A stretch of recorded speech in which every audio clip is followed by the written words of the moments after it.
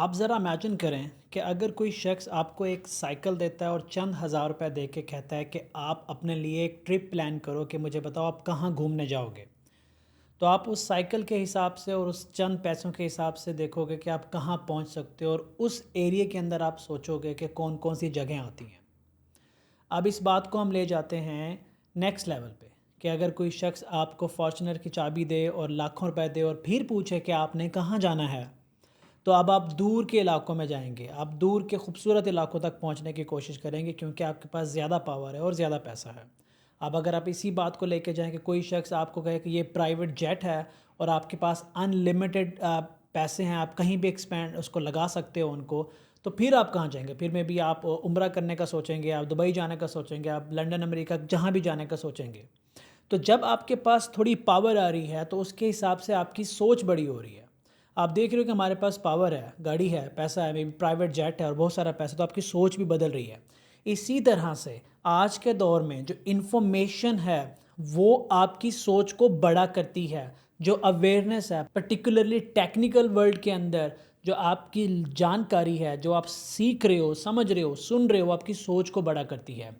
आज मैं एक आर्टिकल पढ़ रहा था कि स्टैनफोर्ड यूनिवर्सिटी के कुछ रिसर्चर्स ने, स्टूडेंट्स ने एआर ग्लासेस बनाए हैं। उसको रेस जेपीटी कह रहे हैं कि अगर आप वो एआर ग्लासेस पहनते हो और किसी बंदे के साथ कन्वर्सेशन में उससे बात कर रहे हो, तो जब वो कोई बंदा आपसे सवाल करेगा तो उसका जवाब आपके बोलने से पहले उन ग्लासेस के अंदर, ऐनक के अंदर लिखा हुआ आ जाएगा।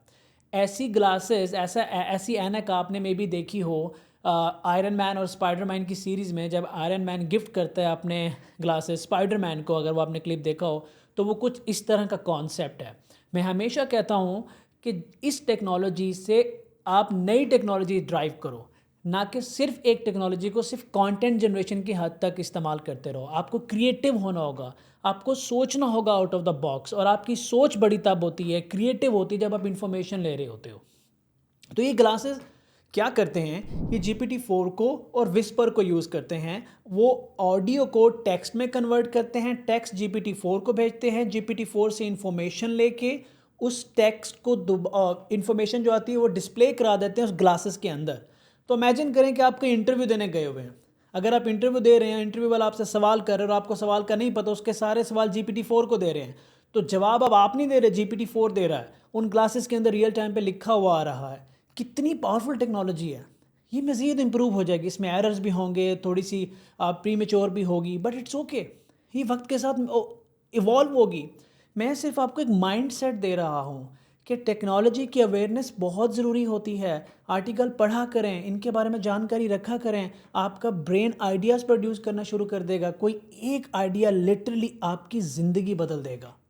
तो इन चीज़ों से दूर मत भागें। ये मत सोचें कि हमारा इनसे क्या लेना देना, हमने तो किचन चलाना है। भाई करो, लेकिन ज़िंदगी में बैलेंस लाओ।